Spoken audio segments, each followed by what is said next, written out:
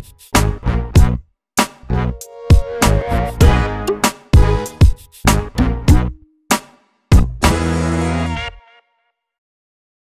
this is Don Clark with FileMakerProGurus.com and FM Database Consulting. Today, I'm here with Susan Fennema. Susan, how are you? Hi, I'm good. How are you? I'm with Beyond the Chaos, and we're going to be talking about setting expectations for subcontractors today. That's a big subject, actually. It may not sound like it, but it is.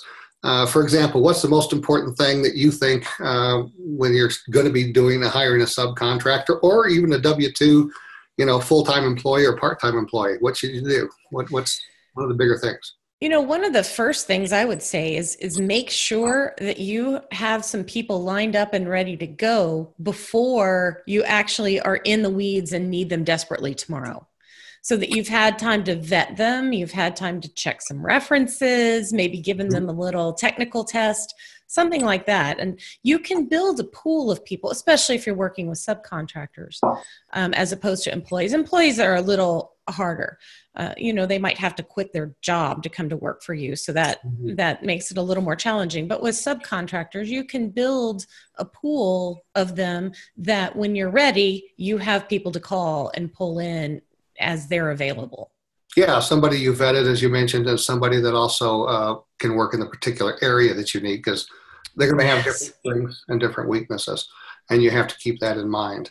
Other things that you might want to consider if you're going to be hiring somebody is that you've got a subcontractor agreement that you've put together. Have you worked with those before, Susan? I have. There are some things that you want to make sure are in them, an hourly rate probably.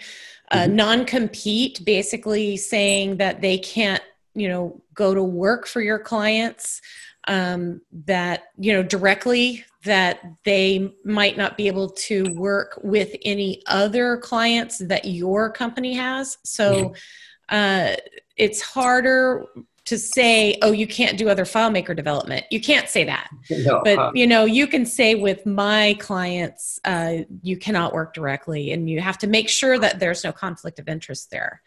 And the other is to make sure that there's confidentiality, right? That you've signed, that anything that they see is private and can't be shared. And that any NDA that you've been subjected to, they are subjected to as well as a contractor for the firm. Absolutely. And the other is to make sure you know who owns the code. Right. Okay. So all of that is found in standard subcontractor agreements. Most subcontractors are used to signing these. Right. So it's not going to be out of the ordinary if they're asked to, probably more out of the ordinary if they're not asked to. Yeah. So if you don't have one, if you don't have a lawyer, if you don't feel like investing that, look on the internet. There are some templates that you can start with until then. But I do actually recommend pulling in a lawyer from your state to review what you have to start with. Yeah. And if you're doing through Kalos Consulting, with Brandon, you can use his facilities. I mean, he has that type of stuff, as well as helping to vet the people and so on. He can make it a lot easier for you. He can totally help with all that, and he can walk you through it. He might even have forms that he can take care of it for you. Yeah. Other things you need to do is set expectations, I would think, which is, how much time they're going to get, whether they're working full-time or not, what time of days you can expect or when you can expect them to work. If there's an emergency, you have to have a fire you got to put out. Can you count on them to be available in a reasonable period of time? Do they work Saturdays, Sundays, night times, holidays? Should they be expected to? What's your feeling on that? Well, and the other, do they have a full-time job and you're asking them to moonlight? That's all those things you have to take into consideration. Or if they're a contractor, they already have existing clients. They have other clients. It's not just you. And that's actually a requirement, right? If you're hiring a subcontractor, they need to be working for someone else. Or else by law, you're going to start to get in trouble of not hiring them as a full-time employee. Yeah, and you have to let them know that they're responsible for their own taxes, all their filings, and any kind of regulations that they're required by their state or what have you. Right. You're going to want to get a 1099 form from them because your accountant's going to want that at the end of the year. Mm-hmm. If they think you're withholding taxes, that's an issue. So by the way, you send them a 1099. Yes, and you can pull those right off the internet too. Yeah, Just exactly. search for it, and they're right there.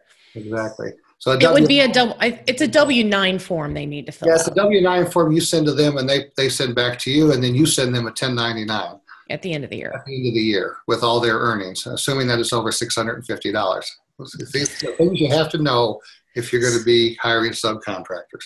That's exactly right. Tax law, not a lot of fun. No, it's not. And it's even less fun if they're employees, quite honestly. The other is that you have to make sure that you are setting the clear expectations of when they're going to work, right? That's what we were talking about. Unlike an employee, you can't say, there's no vacations this week, we're on a deadline. You can't say that. They have their flexibility to work when and how they want. You, of course, have the option to not work with them if you need them, but you have to keep those things in mind as well. Yeah, and there's some other issues. Again, well, back to this, actually. This is really an issue of communication and setting expectations. Absolutely. You got to communicate on a whole lot of different points. So you got to make sure that your subcontractor agreement form covers all of these items. And when there's gray areas, you need to dig into those with them, make sure they understand it. If they can't live with some of this, that's part of the vetting process, then you need to find somebody else.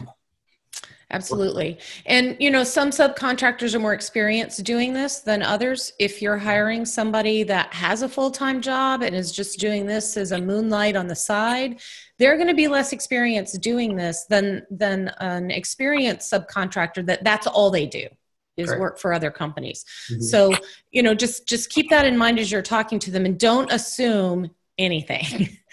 Don't assume anything. Yeah. Other things that you have to consider, by the way, when you're doing this kind of thing are how do you track time?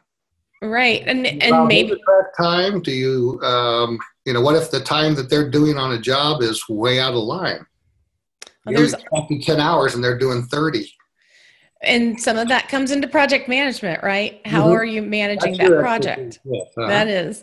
But first, you want to talk about what is the expectation? Are you asking them to quote a flat fee, and that's all they're getting paid, and they have to do the whole project based on that flat fee? Or are you doing it by the hour? Are you paying them by the hour? You're billing your client by the hour? All that needs to be negotiated and clear up front, just like you would with a client. Yeah, right? and you'd have to set the expectations of what exactly they're supposed to do.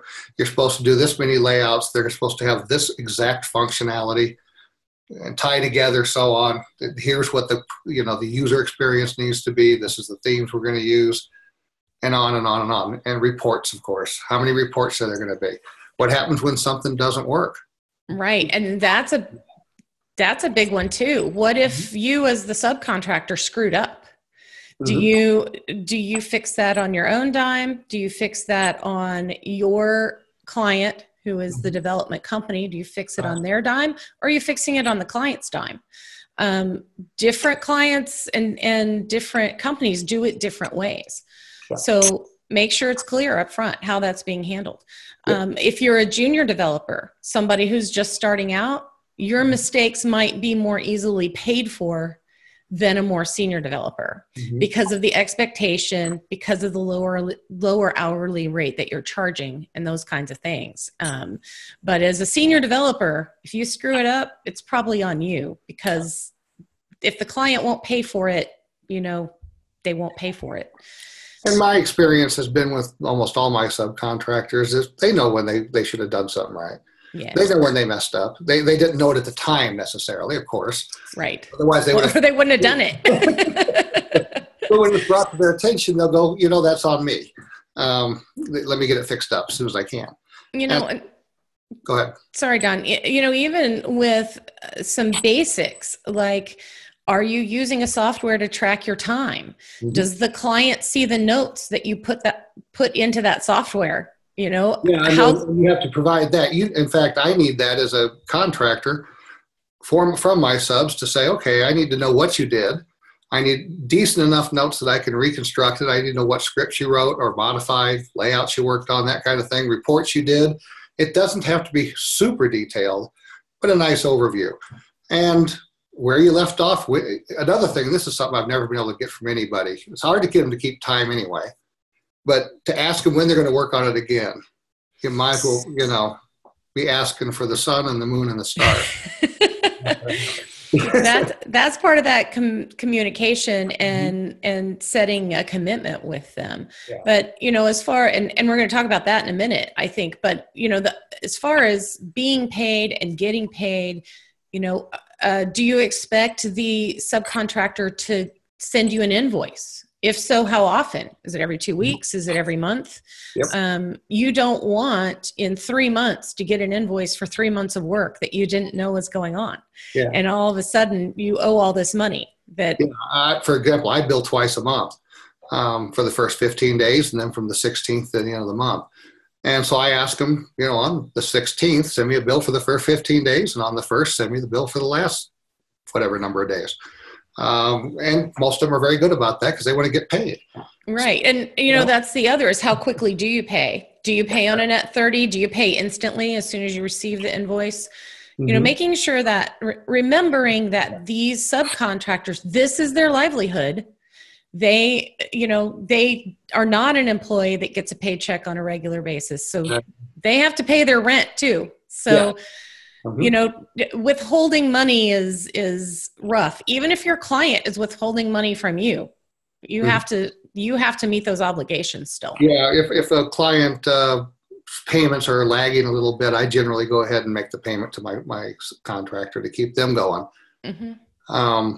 And you might have the contract. I'm the business guy, and they're working with a subcontractor. So, I have a responsibility is the way I feel about it.